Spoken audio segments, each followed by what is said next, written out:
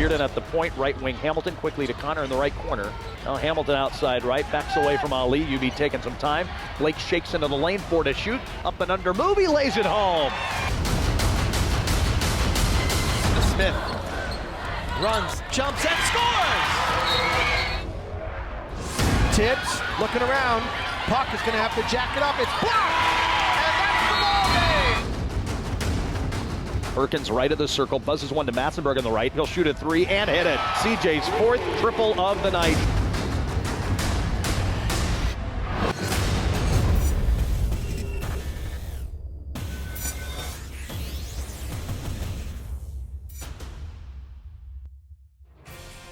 This segment of UB Basketball Insider is brought to you by Fichte, Indel, and Elmer Eye Care. Focused on you.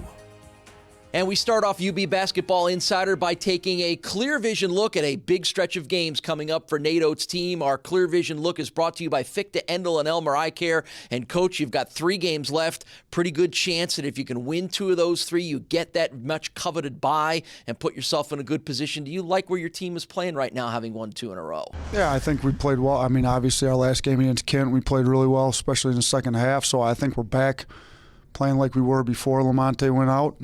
We've won 6 in a row with him in the lineup now, so we've got a lot of work to do with Ohio. We didn't play so well against them without Lamonte, but I like where we're at right now. The Ohio game comes up later today. That starts this big stretch of games for Nate Oats' team. 4 o'clock tip-off in Athens, Ohio against a Bobcats team that kind of shot the lights out on you here and had a pretty handy win here in Alumni Arena. When you look back at that game, both the negatives and the positives, how does that help mold what you want to try to do today? Well, I think it was effort. I mean, we didn't play that hard that game. I think we were in a funk. We gave that Toledo game away right before that. I think maybe the guys were still a little bit down on that deal. Like, we were maybe a little tired. We talked about it. We either played or practiced, I think, for like 5 days straight going to that game. So we're trying to give we took yesterday off.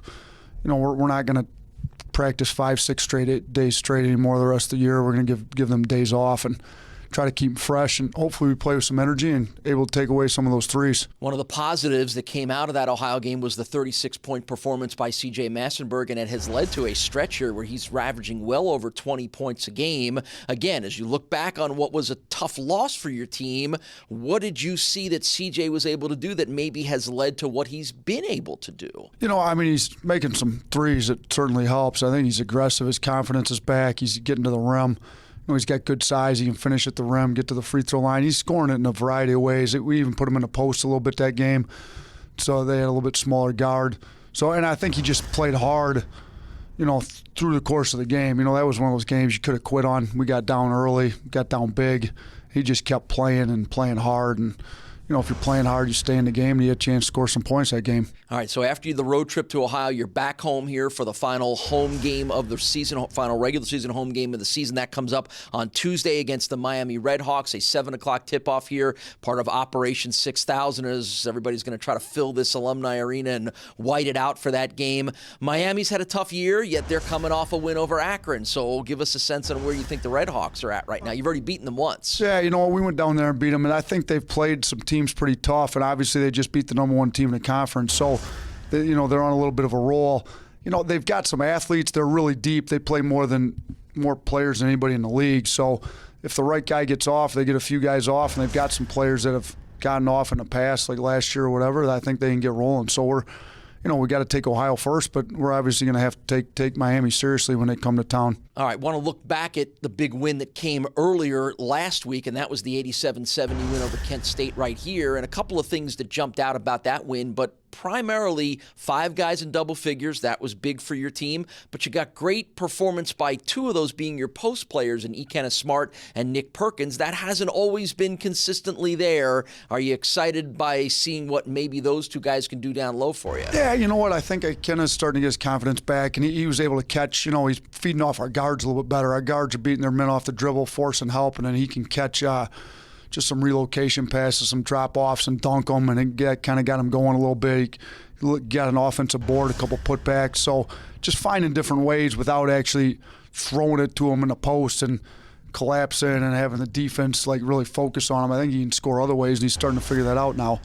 You've shaken off the 3-game losing streak. Your team is playing well right now. You're getting a lot of contributions from a lot of places. You're just a game out of first place in the MAC, as we talked about, in a good position to get one of those top 4 buys. Do you like where your team is at right now? Do you like way they're playing heading into the MAC tournament? Yeah, I do. We're 6-0 in the last 6 games with Bearden playing, and he's back now. So, I think when he's back, we're a completely different team. We've got a rotation that's a lot deeper. We got guys that can play the positions we need them to play, and Monte does a great job setting guys up and getting them to score the ball, and he adds defensive presence too. So I like where we're at. I think we can get on a run going into the MAC tournament, and I think it's wide open. If we can get one of those buys, and the way we're playing right now, hopefully we can get one of the top 4 seeds, get a bye. We got to win 3 games. Nobody gets the triple bye straight to the semi, so everybody's got to win 3. I think we're as deep as anybody at the top of our league, so I think we got a shot to win 3 and make it back to the NCAA tournament this year. All right. It's good. Good to see you excited and confident like this. Yeah, I can sense that you really like where things are at right now. Yeah, so it's good. We'll find out today. A big road test for Nate Oats' team on the road at Ohio, 4 o'clock tip-off, and then back home here on Tuesday night to take on the Miami Redhawks. That's a 7 o'clock tip here at Alumni Arena. Nate, good luck on the road trip. We'll see you on Tuesday. Thanks for your time as always. Thanks, Paul. Good luck later today against Ohio, and Tuesday night here at Alumni Arena against Miami. But now let's take a look back at those last 2 wins. It's time for our top 5 plays of the week. It's time for the top 5 plays of the week. Number 5. Down the lane on Kadiri. Gets into traffic, throws it away, stolen by Wigginton. He has 1 man to beat. Rodell all the way to the bucket. Scores on the finger roll. Yeah, Ali kind of got himself into trouble there, too far into the basket. He threw it out into no man's land. Wigginton was able to steal it and drive the length of the floor and lay it in. Number 4. Bearden way out front on the left. Puts it on the floor against Cancer. Drives it into the lane, turns directions, feeds it off to Smart, and Akina slams it home. Wow, what a great play by Bearden as he drove the lane, went around the back with a dribble, drew the defender to him on the left side, and somehow found Akina Smart for the dunk. Number 3. Almost at his heels on the sideline. Pass to the left, deflected, stolen. Hamilton gives it to Bearden, back to Blake. Layup good. UB ahead, 69-67. That was set up by good defense, arms up in the air, and the ball deflected right off his arm to Bearden. Drove down, they gave it to Hamilton for the layup to give the Bulls a lead. Number 2. Bulls up 13 as Ortiz powers his way to the bucket from the left side. Missed the layup. Perkins rips in the miss for the Bulls. Perkins incidentally with 10 points now. Hamilton left of the lane. Finds Perkins, head of the key. 3 in the air. Good! Top of the circle. The Bulls are hitting everything now. Wow. Nick Perkins is on fire. CJ Massenberg is on fire. I think the future of UB basketball is in pretty good hands when your 2 freshmen have combined to score 33 points so far in this game. Number 1. Top of the circle, Thomas dribbles around a Spicer pick to the right elbow. No, he probes the right alley of the lane, and Massenberg ripped it out of his hands. CJ ahead to Perkins, has Ortiz to beat. He lays it up. He scored. Count the basket and a foul. All set up by the defense of CJ Massenberg as it looked like Thomas was going up the layup, and Massenberg just ripped it at it from behind. Got the ball ahead to Perkins, who laid it in and drew the foul. Perkins dips, shoots the free throw, and he hit it.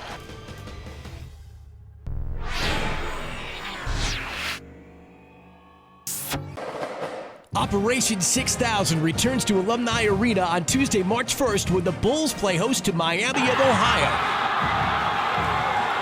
Fans, let's sell out Alumni Arena for the final home game of the season. March is just around the corner, and the Bulls are gearing up for another NCAA tournament run.